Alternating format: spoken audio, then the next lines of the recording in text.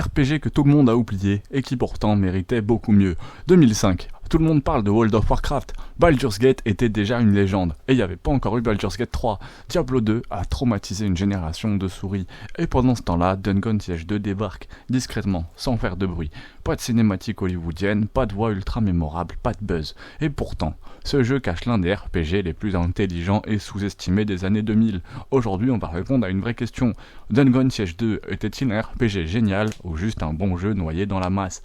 Contexte, histoire, le Dungeon Siege 2, c'est la suite directe d'un jeu déjà très particulier. Un RPG PC, signé Gas Powered Game, dirigé par Chris Taylor, un gars qui voulait faire les choses différemment. Ici, t'es pas l'élu prophétique dès le départ, t'es un soldat blessé, laissé pour mort après une invasion. Le monde est en ruine, les royaumes sont divisés, la magie est instable. L'histoire n'est pas révolutionnaire, mais elle est si bien rythmée et surtout, pour une fois, c'est ce que j'aime dans les jeux, elle est au service du gameplay, c'est pas l'inverse. Et ça, en 2005, c'était une forme de courage. C'est mon gars Aurélien qui m'a rappelé justement ce jeu incroyable. Franchement, allez mettre un coup d'œil. C'est un de mes jeux de mon enfance, vraiment, on a tous adoré Dungeon Siege 2, c'était très bien fait pour l'époque, et Dungeon Siege 2, le vrai cœur du jeu, le gameplay, c'était un RPG action tactique en temps réel. Et là où il se distingue, c'est que tu contrôles un groupe, pas un héros solitaire, 0 écran de chargement sur des maps gigantesques, une progression plus qu'organique, tu deviens meilleur à force de faire, si tu te bats beaucoup, tu progresses en combat, si tu lances des sorts, ta magie évolue, si tu utilises une arme, elle devient ta spécialité. Est-ce que ça vous rappelle pas un jeu qui est la deuxième vidéo la plus vue de ma chaîne? Kenshi, ça vous rappelle Kenshi? Pas d'arbre de compétences étouffant, pas de théorie obscure, juste du jeu pur.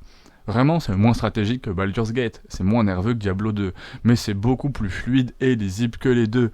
Dungeon Siege 2, c'est le RPG que tu peux lancer fatigué, et qui te fait dire encore une zone. Vraiment, tu kiffes. Ce jeu fait beaucoup de choses bien mieux que les autres. Le level design, des zones énormes, cohérentes, connecté, tu voyages vraiment.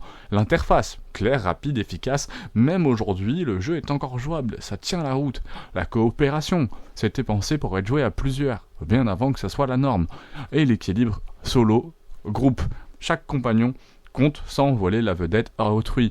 Les défauts, faut être objectif, parce que non, c'est pas un chef-d'œuvre parfait.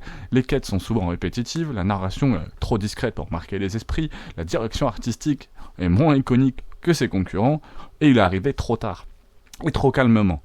Dungeon Siege 2 n'a pas du tout évolué par manque de qualité, il a échoué par manque de bruit, et ça c'est dommage. Dungeon Siege 2 c'est le RPG que t'as sûrement jamais fini, que t'as sûrement oublié, mais qui a posé des bases modernes, sans être reconnu. C'est pas une révolution, mais c'est un jeu intelligent, fluide, honnête, et parfois c'est pire que d'être mauvais, c'est d'être excellent, mais au mauvais moment. Dungeon Siege 2 c'est pas le RPG dont tout le monde parle, mais c'est celui que beaucoup auraient dû finir.